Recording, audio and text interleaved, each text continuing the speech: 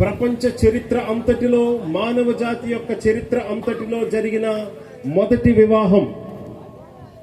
ఈ మొదటి వివాహం గూర్చి ఇప్పటికే క్రైస్తవులు అనేక సందేశాలు విని ఉన్నారు. క్రైస్తవులు వివాహాలకు వెళ్ళినప్పుడు ఈ అధ్యాయం, ఈ భాగం నుంచి వివాహం గూర్చి ఎన్నో పాఠాలు, అసలు క్రైస్తవ వివాహం అంటే ఏంటి, అసలు వివాహం అంటే ఏంటి, అనేకమైన పాఠాలు నేర్చుకున్నారు ఇప్పటికే. కానీ ఈ వాక్య భాగం చదివినప్పుడు దాదాపుగా సేవకులైన వారు ఈ రోజు చెప్పకూడదులే ఇలాంటి మాట అని చెప్పకుండా వదిలేసే మాటనే మనం ఇప్పుడు చూడబోతూ ఉన్నాం, వినబోతూ ఉన్నాం. శుభమా అని పెళ్లి చేసుకుంటూ ఈ మాటలు ఏం చెప్తాం, మంచిగా ఉన్న మాటలే చెప్పాలని చాలా మంది ఇక్కడ ఉన్న సందేశాన్ని కొంత దాచి చెప్తూ ఉంటారు. కానీ సేవకులందరికీ ఈ విషయం బాగా తెలిసినదే. వివాహం అంటే మొదటిగా ఏమి కనిపిస్తుందో అంటే అసలు అబ్బాయి ఏం చేస్తున్నాడు, అమ్మాయి ఏం చేస్తుంది, ఎవరు ఎంత కానుకలు ఇచ్చారు, ఆ వేసుకున్న దుస్తులేంటి, పెట్టుకున్న నగలేంటి, వీటి మీదే అసలు మన దృష్టి వెళ్ళిపోతుంది. అబ్బాయి అమ్మాయి బాగున్నారా, వీళ్ళు కాళ్ళు నచ్చారా, సూట్ అయ్యారా, ఇవే విషయాలు. అరేంజ్మెంట్స్ ఎలా ఉన్నాయి, ఎంత గ్రాండ్ గా చేశారు, చివరిగా భోజనాలు ఎంత మంచిగా ఉన్నాయి. కానీ వివాహం అంటే సాధారణంగా మనుషులు మిస్ అయ్యే ఒకే ఒక అతి ప్రాముఖ్యమైన సత్యాన్ని ఇదిగో ఈ వాక్య భాగం జస్ట్ ఒక 6-7 వచనాలు చదివాం. 6-7 వచనాల్లో 4 సార్లు ఒక పదం ఉంది. ఆ పదం దేవుడైన యెహోవా. పెళ్లి కార్యక్రమాన్ని సాధారణంగా చూస్తారు, ఆలోచిస్తారు, దాని గురించి మాట్లాడుకుంటారు. గాని ఈ పెళ్లి కార్యక్రమం వెనకాతల ఉన్న కారకుణ్ణి గుర్తించరు, ఆయన గూర్చి మాట్లాడుకోరు. మరి విచిత్రంగా ఈ వాక్య భాగంలో ఉన్న సత్యం ఏంటో చెప్పడానికి ఇలా ప్రారంభిస్తూ ఉన్నాను. ఈ బైబిల్ గ్రంథములో దేవుడు అనేక సార్లు చాలా మందికి పేర్లు మార్చాడు. పేరు పుట్టినప్పుడు తల్లిదండ్రులు ఇంటి వాళ్ళలో పెడతారు. ఆ పుట్టిన పిల్లవాడి యొక్క గుణ లక్షణాలు, బుద్ధి, రూపము చూసి పేరు పెడతారు.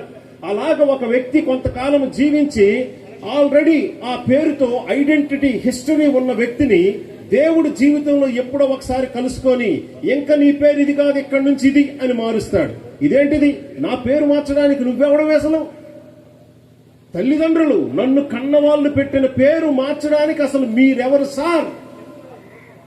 ఆ తల్లిదండ్రుల కంటే నీ మీద ఎక్కువ అధికారము గలవాడని అని దేవుడు ఆల్రెడీ ప్రపంచ చరిత్రలో ఒక మానవుడు తన పేరుతో ఐడెంటిటీని, కొంత హిస్టారిసిటీని కలిగి ఉన్న తర్వాత కూడా దేవుడు పేరు మార్చి ఐడెంటిటీని, హిస్టారిసిటీని మార్చిన అనేక సందర్భాలు ఉన్నాయి. కానీ ఈ పెళ్లి రోజు ఈ మాట మొదటగా ఎందుకు చెప్తున్నామంటే మొట్టమొదటిసారి పేరు మార్చింది దేవుడు కాడు.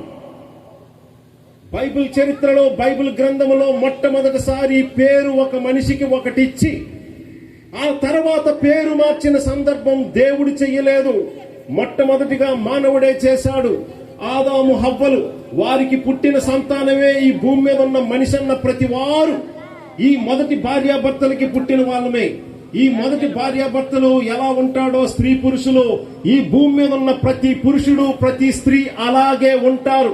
కాబట్టి ఒకవేళ ఇప్పుడు నేను సందేశంలో అక్కడ ఆదాము హవ్వల గురించి చెప్పబడుతున్న మాటలు నువ్వే అని నేను మాట్లాడితే ఎవరు ఫీల్ అవ్వద్దు. ఎందుకంటే నీవు అన్న ప్రతి మానవుడు వచ్చింది ఈ ఆదాము హవ్వల నుంచే. కాబట్టి వాళ్ళు ఎలా ఉన్నారో మీరు అంతే. నేను అలా చేయలేదే, నేను అలా లేనే, అసలు నాకు పెళ్ళే కాలేదుగా, నువ్వేంటి నేనే చేసినట్టు మాట్లాడుతున్నావు అని ఎవరు అనుకోవద్దు. నీవు ఏ తండ్రి, ఏ తల్లికి పుట్టావో వాళ్ళు ఎటువంటి వాళ్ళో నీలో కూడా అదే స్వభావం ఉంది. కాబట్టి నీ దగ్గర కూడా ఇదే రోగం గ్యారంటీగా ఉంటది. కాబట్టి నేను అలా చేయలేదు, అసలు నాకు పెళ్లి అవ్వలేదు, నువ్వేంది ఎలా మాట్లాడుతున్నావు అని అనుకోవద్దు. మీ హృదయం యొక్క స్థితి ఇది. దేని బట్టి అంటే మీరు ఏ తల్లిదండ్రులకు పుట్టారో వాళ్ళు ఎటువంటి వారో మీరు కూడా అటువంటి వారే. మొట్టమొదటిసారి ప్రపంచ చరిత్రలో ఒక పేరు మొదటగా ఇవ్వబడిన తర్వాత పేరు మార్చిన సందర్భం మొదటిసారి దేవుడు చేయలేదండి. ఇదిగో ఇప్పుడు మనం చదివిన వాక్య భాగంలో ఈ మొదటి మానవుడే తన భార్యకు మొదట ఒక పేరు పెట్టాడు. ఆ తర్వాత ఆయనకు అర్థమైంది, నేను మొదటిగా పెట్టిన పేరు సరిగ్గా ఆలోచించి పెట్టలేదు, నా కన్ను సరిగ్గా చూసి పెట్టలేదు, నేను పెట్టాల్సిన పేరు అది కాదు నా భార్యకి అని ఆయనే మార్చి మరొక పేరు పెట్టాడు. ఆ వచనం 20వ వచనం, ఆదాము తన భార్యకు హవ్వ అను పేరు పెట్టెను, ఏలయనగా ఆమె జీవము గల ప్రతి వానికి నీ తల్లి. దేవుడైన యెహోవా ఈ లోకంలో సృష్టించిన ఈ ప్రాణికోటంతటిని మొదటి మానవుడి దగ్గరికి తీసుకొని వచ్చి, అరే అబ్బాయి, ఇదిగో నేను సృష్టించిన ప్రతి ఆకాశ పక్షికి భూజంతువుకి పేర్లు పెట్టని చెప్పాడు. అలాగే ఆదాము దేవుడు సృష్టించిన ప్రతి ప్రాణికి పేర్లు పెట్టిన తర్వాత ఆయనకు ఒకటి అర్థమైంది, ప్రతి జంతువుని జీవిని దేవుడు రెండు రెండుగా చేశాడు, జతలుగా చేశాడు, స్త్రీగా పురుషునిగా చేశాడు. కానీ నన్ను ఒక్కడే చేశాడేంటి, నాకు ఒక జతను చెయ్యలేదేంటి అని తన జీవితానికి అన్ని రకాలుగా తోడు, సహాయము, ప్రేమ, టీం అంటే తనకు జోడి. ఈ జంతువుల్లో దేన్ని నేను ఎన్నుకోకూడదు, ప్రతి జంతువుకు దాని జోడి ఇంకొకటి ఉంటది, స్త్రీకి పురుషుడు, పురుషుడికి స్త్రీ. కానీ నాకు ఒక్కడనే చేశాడు అంటే నాకు ఒకరు అవసరం అని ఆ మానవుడే తన దృష్టితో తానే చూసినట్లు, అలాగని నాకు ఒక జోడీ కావాలి. ఉన్న జంతువులన్నిటికీ జోడీలు ఉన్నాయి, కానీ నా కోసం నేను ఒక జోడీగా ఒక జంతువునో ఇంకా దేన్నో సృష్టించుకోకూడదు, ఊహించుకోకూడదు. నాకు అవసరమైన ప్రేమ, అనురాగం, తోడు, జోడి, సహాయము, సాటి అయిన సహాయము నాకు మరలా ఆయన దగ్గర నుంచే పొందుకుంటాను అన్నట్టుగా దేవుడు ఆయనకు ముందుగా అవకాశం ఇచ్చాడు, గ్యాప్ ఇచ్చాడు, ఆలోచించడానికి అవకాశం ఇచ్చాడు. ఈ మధ్యలో నీ సొంత ప్రయత్నాలు చేసి దేవుడు నీకివ్వని విధానాన్ని నువ్వు కనిపెట్టకూడదు. నీ శరీరంలో ఎంత కోరిక, ఎంత ప్రేమ, ఎంత అవసరం వచ్చినా నీ సొంత విధానాలను నువ్వు ఊహించుకోకూడదు కూడా. నీ సొంత విధానాలను నువ్వు ఇంకెందులోనూ చూసుకోకూడదు, వెతుక్కోకూడదు. నీ జీవితానికి అవసరమైన సుఖమైన, ప్రేమైన, తోడైన, సాటి అయిన సహాయమైన, నీ జీవితానికి తోడైన జోడి అయిన మరలా నిన్ను సృష్టించిన దేవుని దగ్గర నుంచే నువ్వు పొందుకోవాలి. అలాగా నీ జీవితానికి ఉన్న అతి ప్రాముఖ్యమైన అవసరం నిన్ను సృష్టించిన, ఈ లోకమంతటిని సృష్టించిన దేవుడే నీ కోసం సిద్ధపరిచి ఇస్తాడు. కాబట్టి తొందరపడి నీ కంటికి కనిపించిన ప్రతి అందాన్ని కోరుకోవడానికి నీకు హక్కు లేదు, అది పాపం.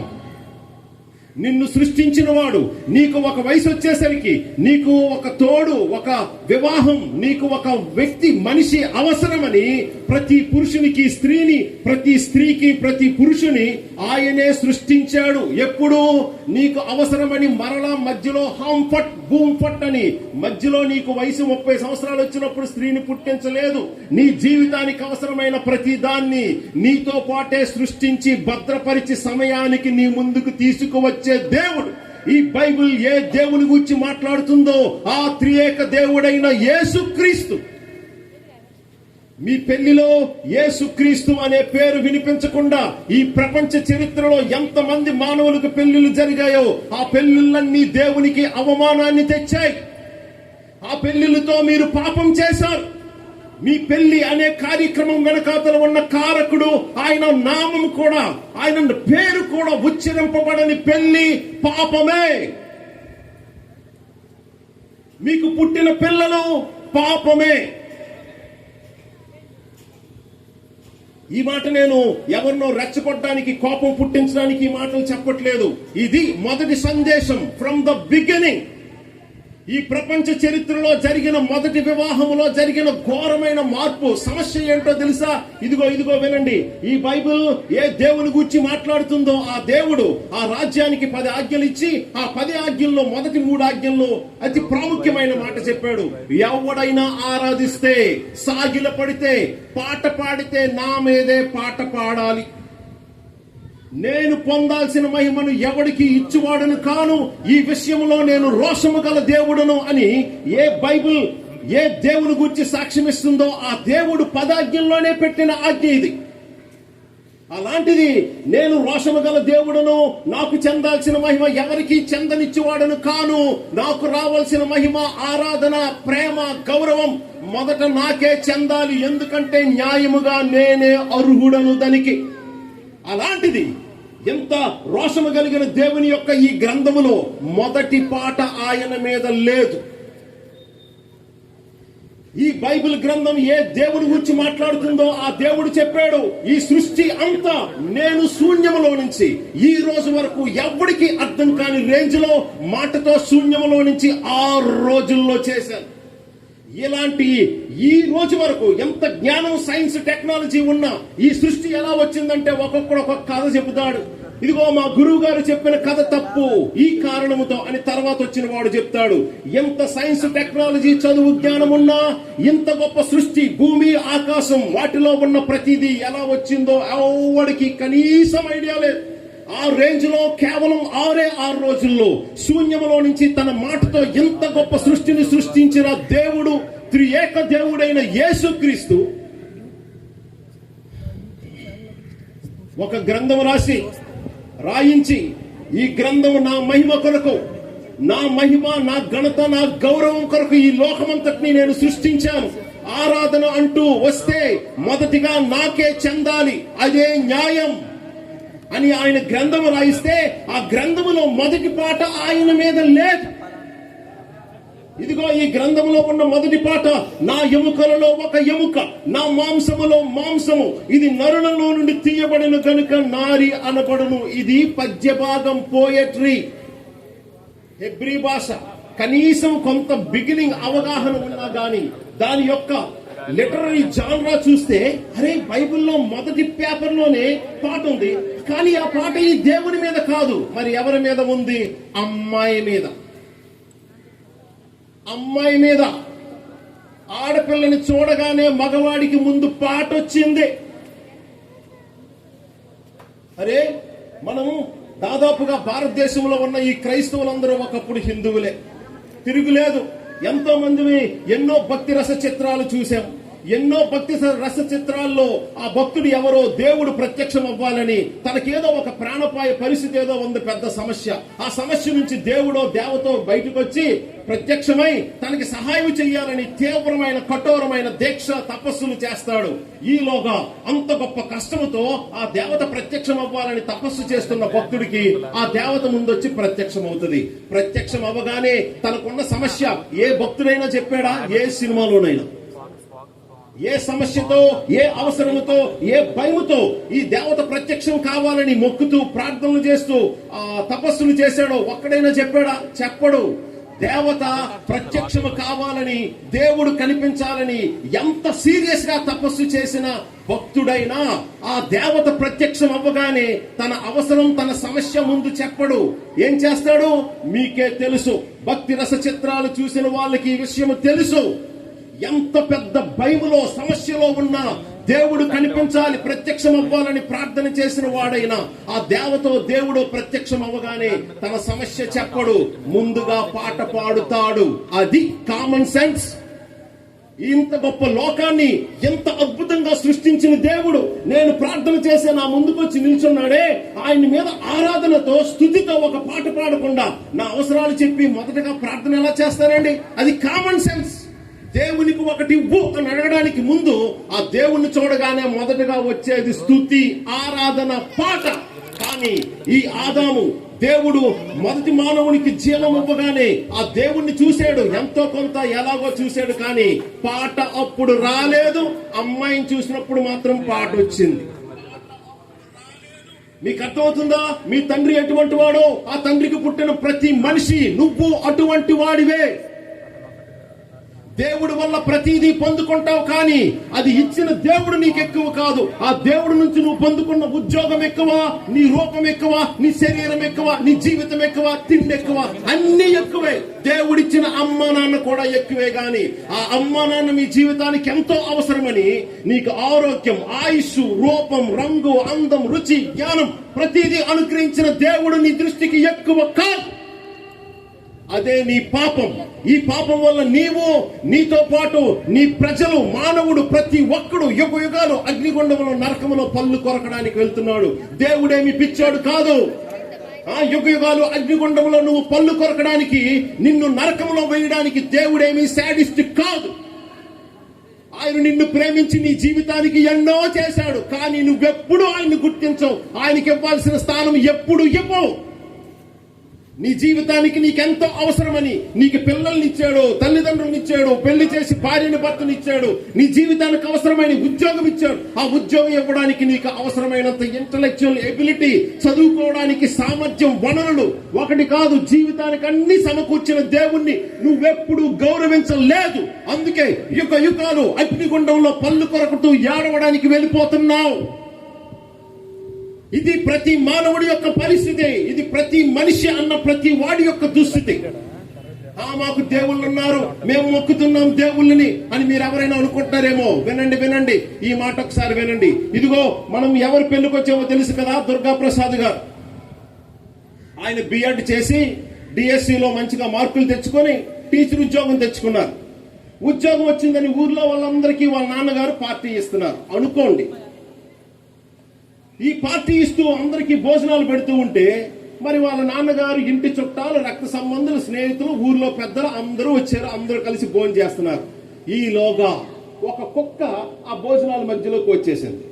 ఈలోగా ఒకవేళ ఆ పెద్ద ఆయన ఎవరైతే ఉద్యోగాన్ని సంపాదించారో ఊర్లో, ఆ కుక్కను చూసి తన తండ్రినో తల్లినో పోల్చి కుక్క మమ్మీ, కుక్క డాడీ అంటే అది గౌరవమా చెప్పండి? అప్పుడు వాళ్ళ నాన్నగారు ఏమంటారు తెలుసా? అరే నీకు బుద్ధి ఉందా లేదురా అబ్బాయి, ఎంత చదువుకున్నావు, అందరికంటే గొప్పగా సాధించావు, తండ్రిని తల్లిని పట్టుకుని ఒక కుక్కలో చూసి కుక్కతో పోలిస్తావా? అది కూడా ఎంతమంది ముందు. అది గౌరవించడం అనుకుంటున్నావేమో, అవమానించడం. అరే నీ బుద్ధి ఏమైందిరా అంటారు అందరూ. కుక్క పోయింది.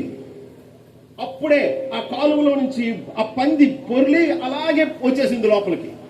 ఆ పందిని చూసి మరలా ఏదో మాట తల్లికో తండ్రికో పోల్చి అనేపోతున్నాడు. ఎవరైనా హర్షిస్తారా?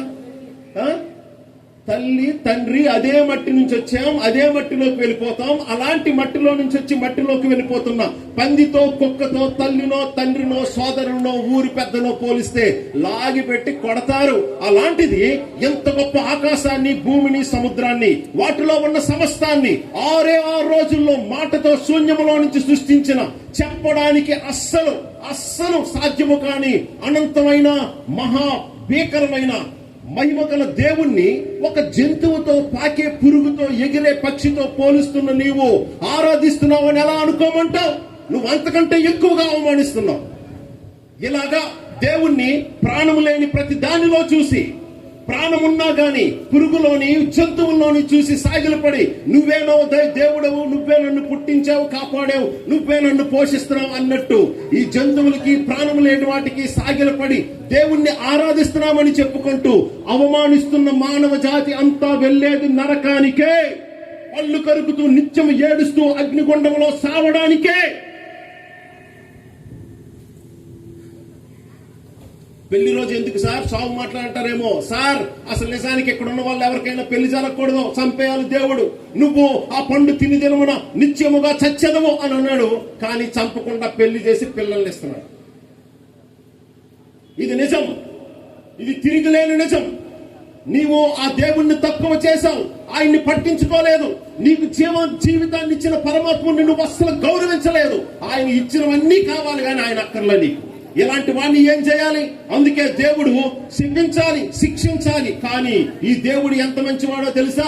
ఆ దేవుణ్ణి నువ్వు ఎన్ని రకాలుగా అవమానించినా నీ బదులు, నీ వంతు, నీ స్థానంలో నీ పాప శిక్ష అంతా ఆయన నెత్తి మీద వేసుకొని నీ కొరకు బలైపోవడానికి సిలువ వరకు వచ్చిన ప్రభువైన యేసు క్రీస్తు మంచి వాళ్ళ కోసం ఆయన ప్రాణం పెట్టడానికి రాలేదు. మంచోడెవడు లేడు. ఆయనే చెప్పాడు, ఇదిగో మంచిగా ఆరోగ్యంగా ఉన్నవాడికి డాక్టర్, వైద్యుడు అవసరం లేదు, రోగంతో ఉన్నవాడికే వైద్యుడు అవసరం. మానవుడు మంచిగా జీవించగలిగితే నేను రావాల్సిన పని లేదు. మంచి నీ వల్ల కాదు. నువ్వు అనుకుంటున్న మంచి మనుషులకి మంచేమో, దేవునికి కాదు. లేక దేవుడు నీ కోసం పడిపోయి నరకం నుంచి తప్పించి పరలోకానికి తీసుకొని వెళ్ళడానికి నీ దగ్గర ఉన్న మంచికి దేవుడు పడడు. ఇతరులు పడిపోవచ్చు, మన దగ్గర ఉన్న మంచితనాన్ని చూసి ఇతరులు చప్పట్లు కొట్టచ్చు, పూలదండలు వేయొచ్చు, గొప్ప గొప్ప అవార్డులు, ఏది నోబెల్ ప్రైజ్ కూడా ఇవ్వచ్చు. దేవుడు వాటికి పడడు. హృదయాన్ని చూసేవాడు ఆయన.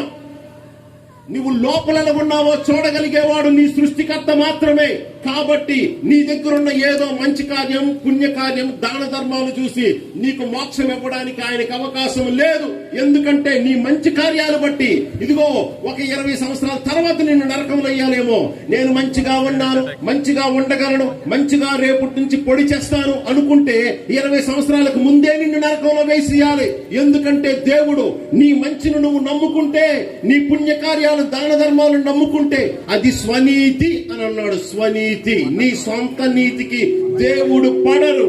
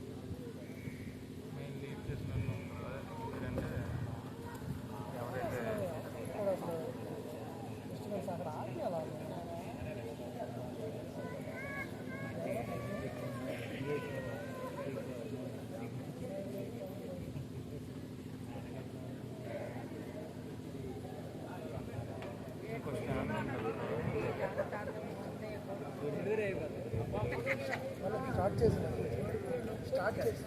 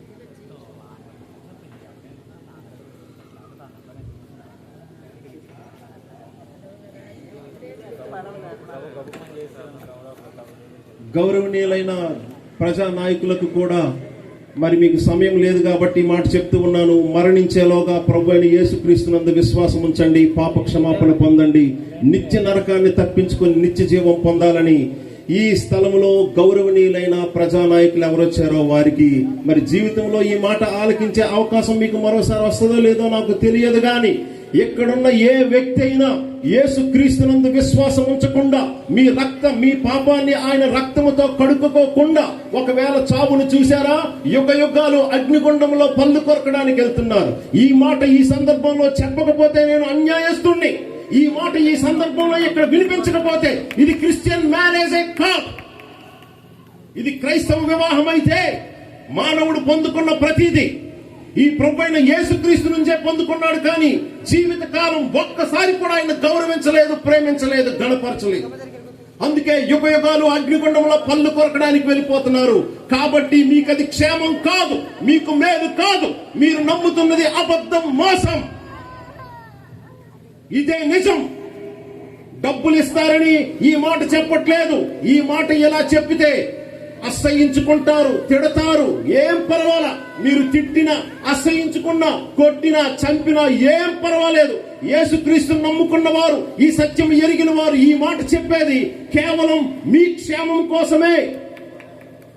మీ క్షేమం కోసమే ఈ మాట చెప్పడానికే ఈ వివాహాన్ని ప్రభువు ఈ సందర్భంలో ఈ ఊరిలో ఈ ప్రజల వినికిడికి వినిపిస్తూ ఉన్నాడు.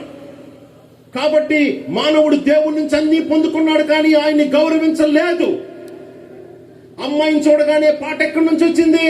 మరి దేవుణ్ణి చూసినప్పుడు ఎందుకు రాలేదు? మనం 3 సెంట్లలో ఒక 2 అంతస్తులు బిల్డింగ్ కట్టుకుంటేనే మనకు తెలిసిన వాళ్ళందరికీ పిలిచి పార్టీ ఇస్తాము కదా.